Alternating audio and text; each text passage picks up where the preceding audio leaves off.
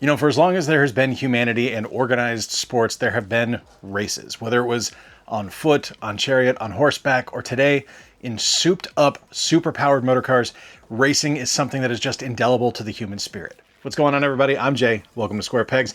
And that spirit is transferred all the way over to video games. We don't ignore our love of racing. We don't ignore our desire to finish in first, to go fast. Sonic the Hedgehog is a lot more like us than we might think. Today I'm looking at 10 fantastic racing games across 10 different platforms. We got some really obscure ones on here and kind of some crazy consoles on here that I wanted to include as well that I don't typically talk about on the channel. So let's kick things off right now though with probably the most modern racing game on this list. This is on the Switch 2. This is Fast Fusion. That's right, the newest game on this list is called Fast Fusion and it is on the Nintendo Switch 2.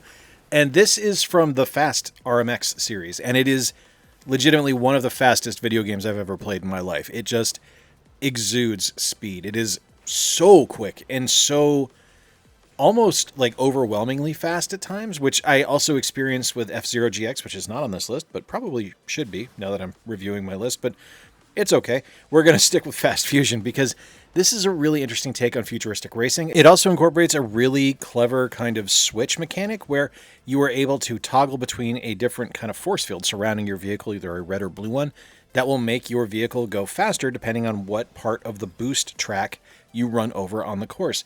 And you kind of have to almost hit a rhythm to kind of switch back and forth between them to keep your speed up to the maximum level. It's a brilliant game. It is really fun. I actually think it's the best racing game on the Switch 2 right now. Yes, I do like it more than Mario Kart World.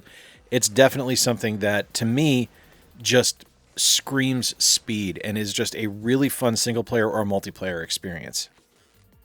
Just what I like. Nice. I can already hear the boo bird saying, Burnout isn't a racing game. It's a wrecking game. It's to wreck cars. And yeah, that's a huge component of Burnout. It absolutely is. But Burnout 3 Takedown features a lot of racing components where you need to finish in first to be able to unlock future events. And to me, that makes it a racing game. Even with that huge wrecking component built into it, it is something that is, to me, purely racing. It's just got a really, really, really fun piece of gravy on top of it to make it a really awesome title. This is a game that, to this day, looks spectacular. It is, in my opinion, the best Burnout game ever made.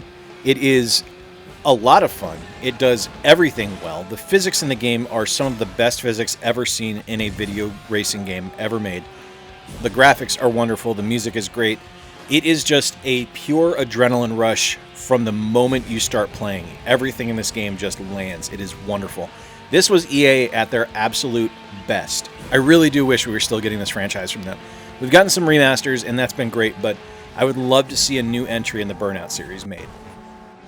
A couple of years ago, I talked about Biker Mice from Mars on the Super Nintendo, and while that is legitimately one of my favorite racing games, along with tons of other great racing games on the platform, the one I want to talk about today is Rock and Roll Racing. Now, one of the reasons I love Rock and Roll Racing is this is one of like the trivia pieces to the history of Blizzard. This is one of their earliest games. It is also something that I just love because this was kind of like the signature Blizzard experience for me at the start. This and The Lost Vikings, which I actually featured in the 10 Puzzle Games video a couple of weeks ago, which you can see on screen right now. Click that link if you want to watch it. The thing I love about this game is not only does it have a solid engine, like this is just a fun racing game, it plays a lot like RC Pro-Am. There is vehicular combat as well, so it's not just a straight-up race, so you get a little bit of variety in your gameplay. But it's the soundtrack. Like, it's called Rock and Roll Racing, and you would expect there to be rock and roll music in here, and there sure is. You get Bad to the Bone from George Thorogood and the Destroyers, Highway Star by Deep Purple, Paranoid by Black Sabbath, Born to be Wild by Steppenwolf, and that hit rock and roll classic, the Peter Gunn theme by Henry Mancini. Okay, so 4 out of 5 ain't bad for rock and roll, but even the Peter Gunn theme just hits on this one. Like, I really enjoy the MIDI versions of the music in this game. It just works. It's a fantastic title.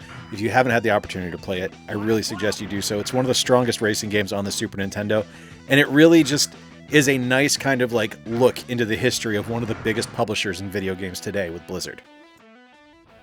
Man, I've talked about my love of this game tons of times on the channel in the past, but it doesn't get better for me in an arcade than Ivan Iron Man Stewart's Super Off-Road. A fantastic 4-player multiplayer racing game where you played as Baja trucks in these incredible outdoor stadiums.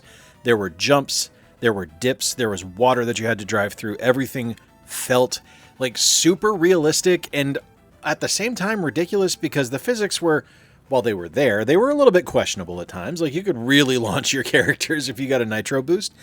And The thing I loved about this game was just the fact that it really encouraged multiplayer gaming. It was something that screamed for you to have your friends meet you up at the arcade, meet you up at the Super Walmart, like it was for me in Cape Coral, Florida, and play it there and just pump the quarters in and play a ton of amazing Baja truck racing games. And I think my favorite thing about the arcade machine, though, and it's something that I've talked about in the past, I know my friend Peter from Waves and Games shares this love, is the fact that the steering wheel was free spinning. So you could just crank on that thing to hit a hairpin and just like swing it as hard as you could, and it would just spin constantly, and your truck would just cut that corner super hard. It was amazing. Love that game to this day. It is still one of my favorites. And like I've liked really every version of this game except the Game Boy release, which is not great, but I really love the arcade version. There's two different directions you can go with the Forza series. You can go with Forza Motorsport, which is far more simulation-based, or you can go with Forza Horizon, which is my personal favorite, which is significantly more arcade-based, and to me, a lot more fun. Now, if you're into car tuning, go with Motorsport. But if you want something that's just going to let you jump in and kind of go a little bit crazy with the way you play, Horizon is the game for you. And the most recent one in the series, Forza Horizon 5, is one of my favorites. It takes place in Mexico. The environment is absolutely massive. The events in the game are spectacular. There are some truly ridiculous moments that just spit in the face of what physics are capable of doing, but you know what? I don't really care because it's super fun. Really awesome title, and just something where every time a new Forza Horizon game comes out, I just have fun with it. And I think that's all I really need to do with it. Like, I don't need to take it too seriously. I don't need to worry about too many things. Just need to turn it on, pop it in, and have fun. And I succeed on that every single time one of these games releases. In terms of overall success as far as arcade games go, it's hard to top something like Pole Position because while the one people think about is probably Pac-Man or Pong or Mario Brothers, something like that, maybe Donkey Kong, Pole Position is just as successful as those games. This was Namco's, like, one of their first huge hits, discounting Pac-Man, obviously. And Pole Position was released everywhere. It was on Atari, it was on the VIC-20, it was on the ZX Spectrum, the Intellivision, DOS, PlayStation. There's a release on the Switch now from Arcade Archives. There was an animated series, for God's sake. But the one we're talking about today is the Vectrex release. Now, why am I showing the Vectrex one? Because, one, it's unique. Not a lot of people talk about the Vectrex. Not a lot of people talk about Pole Position on the Vectrex, so it's an even smaller subset of that. And it is, like, legitimately one of the best versions of this game ever released. Now, yes, it is black and white on just the generic emulation screen that you're seeing right here, but on the actual physical release, there were overlays that you could put on the screen that added color. The gameplay is solid. The sound is actually really good. Like, it's a really, really fun game. And it's something that I think shows kind of that evolution of where racing games ended up leading, because this is the first one to me that really felt ambitious, was Pole Position. There were other racing games before that. There were plenty of racing games after it. But to me, Pole Position was the first one that really kind of stuck its neck out and made something special. I know I usually talk about SSX Tricky when I talk about the SSX series, but today I wanted to talk about SSX3, here shown for you on the Nintendo GameCube. One of my favorite video game series of all time is SSX. I think it is quite possibly the single greatest snowboarding video game series ever made, which means it is one of the best winter sports video game series ever made, and it is one of the best racing series ever made, because while these games are on a snowboard, or skis later on in the series, it is 100% a racing game, even with all the trick components tossed in, including just the big trick sections of the game. The game is absolutely spectacular. It is one of my favorite video games of all time. The physics in the game are magnificent. The environments are wonderful. The characters are all memorable. The music slaps. Everything is fantastic. It is just top to bottom what I consider to be a nearly perfect video game. There isn't anything that happens in this game that I don't like.